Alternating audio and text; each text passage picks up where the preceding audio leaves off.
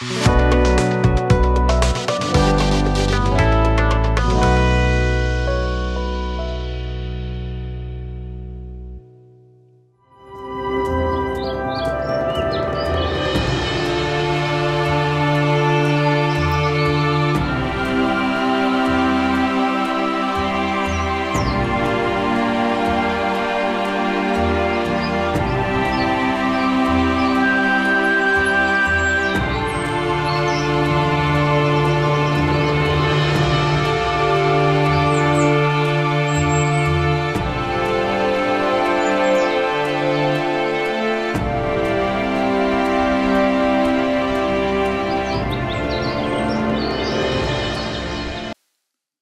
जीशु ख्रीष्ट अति बहुमूल्य नाम संपर्क इंडिया द्वारा प्रस्तुत कार्यक्रम नुआ सकाल आशार आज अध्याय आपण स्वागत जनाए। प्रभु आपण प्रत्येक को बाहुल्य रूपे आशीर्वाद करंतु। आज जो प्रसंग रे आमे प्रभु को वाक्य ध्यान करिबा प्रसंग शीर्षक होछि राजा बनैबार प्रथा। राजा बनैबार प्रथा आपण देखिबे प्रत्येक देश रे बा प्रत्येक राज्य रे बा प्रत्येक गोष्ठी रे राजा बनैबार भिन्न भिन्न प्रथा थाए। से किभली भाव जन को राजा भाव ग्रहण करती, राजा अभिषेक केमती करा जाए। ठीक सही परी जिहुदी मानकर कल्चर मध्य इस्राएल मान मध्य राजा बनैबार गोटे प्रथा थिला। आ प्रभु जीशु ख्रीष्ट जेतेबेले जेरूसालेम को प्रवेश करुछंती अपेक्षा करिसंती दिने समान राजा आसीबे, समान को उद्धार करिवे, ए रोमियो शासन से उद्धार करेंगे।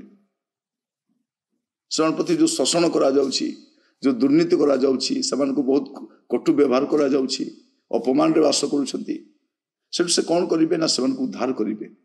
ए अभिप्राय से अपेक्षा करी थिले। और प्रभु जीशु ख्रीष्ट तांकर जगतर रोहिणी काल शेष सप्ताह रे जेरूसालेम रे प्रवेश करुछंती। से गध उपरे बसिक आसुछंती। पढ़िबा टिके मार्क तार 11 पर्व 7-8 पद। जीशु निकट को गध छुआटी को आनी से माने ता उपरे अपना अपना लुगा पकई देले आ से ता उपरे बसिले। पुणी अनेक पथरे अपना अपना लुगा बिछाइले। अन्य माने क्षेत्ररो डाल काटी आनी बिछाइले। 9-10 आगरे पछरे जाउथिबा लोक माने उच्च स्वर कहबा लागिले, होसन्ना, प्रभु को नाम रे जे आसुछन से धन्य। आम मानकर पितृपुरुष दाऊदंकर जो राज्य आसुअछि ताहा धन्य, ऊर्ध्व लोक होसन्ना। माने से माने आनंद ध्वनि जय ध्वनि करी ताको राजा को ग्रहण करुछंती। कौन करुछंती? से माने अपना अपना लुगा पकई देले, तापरे प्रभु जीशु बसिले, आउ तले लुगा बिछे देले, क्षेत्र डाल काटी आनी पकईले। ए सब करिवार माने को कहीं ए प्रकार करुछंती जे तांकर गोटे प्रथा थिला जे सेही प्रथा रे ही से माने राजा को ग्रहण करंती। राजा भाव रे ग्रहण करिवार गोटे प्रथा से मान को रहितिला। आ सेही प्रथा अनुसार से माने यीशु को ग्रहण करुछंती। आपण देखिबे द्वितीय राजावली तार 9 पर्व 13 पद। तो से माने प्रत्येक शीघ्र अपना अपना वस्त्र ने सोपान उपरे जेहू को तले रखिले और तुरी बजाई कहिले, जेहू राजा हेले। राजा भाव में ग्रहण करिवार कथा कौन? से अपना अपना लुका बिछे देवे आ समर्पित हेबे, कहिबे आज ठारू आमे समर्पित हेलु, तुम पाखरे नत हेलु, तुम आज ठारू हमर राजा।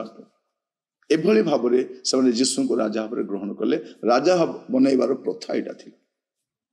सबुठारु भल विषय से ग्रहण कले, किंतु परवर्ती समय राजा से उपेक्षा मध्य कले। से माने जो प्रकार राजा अपेक्षा करते जीशु से प्रकार राजा नथि। प्रभु जीशु तो राजा अटंती। से जन्म हेले पंडित मैंने से पचार जिहुदी मान राजा कोठी जन्म होइछन। जिसाई तांको विषय भावाणी कर कहउछन कोन? से शांतिर राजा अटंती। राजा अटंती। जीशु को तिरस्कार करबा पई क्रूस पर लिखिले ए जिहुदी मान राजा। से तो राजा अटंती। से राजा मान राजा अटंती। किंतु मु पचारिबा पई चाहे आज संदर्भ रे जे आपण किपरि आपण राजा को ग्रहण करिसंती, जान को राजा भाव में ग्रहण करिसंती। विपरीत परिस्थिति आसिले आपण तांको परित्याग करिवे नाही तो, उपेक्षा करिवे नाही तो। एमाने समस्ते मिलित भाव राजा भाव ग्रहण कले। जो जेरुसालेम रे प्रभु यीशु ख्रीष्ट को एते आडंबर सहित ग्रहण करथिले से तो अपमान सहित घोषाड़ी की राजरास्ता नौचंती क्रूसरे झुलेइबा पई।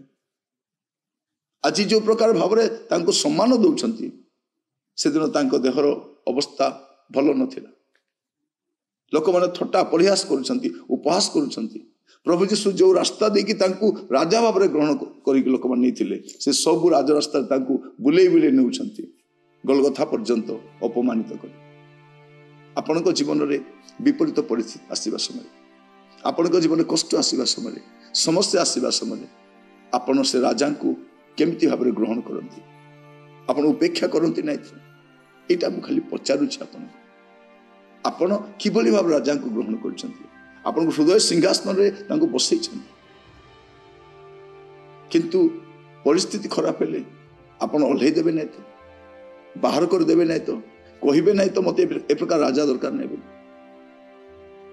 आज टिके चिंता करंती एमाने भी ग्रहण करथिले आ उपेक्षा करथिले। आपणक जीवन रे भी आसीबो समस्या। आपण जे भली भाबुथिबे यीशु को यीशु हुए तो से भली आपणक जीवन कार्य करि न पारंती, कारण से राजा अटंती। से राजा भाव में तांको समय कार्य कर से आपणक जीवन अद्भुत कार्य कर, किंतु तांको समय कर। तेणु आपण जदि राजा बोली ग्रहण करिसंती केमिति ग्रहण करिसंती आर विपरीत परिस्थिति रे आपणक प्रतिक्रिया कोन थी प्रार्थना करिबा। अनुग्रहकारी पिता परमेश्वर आपको धन्यवाद दिए वाक्य द्वारा कथा प्रभु आम जीवन में अनेक थर विपरीत परिस्थिति आसूची, समस्या कष्ट निंदा अपमान आसूची। प्रभु से समय आम प्रतिक्रिया कौन थी ताहा को विवेचना करने दियो।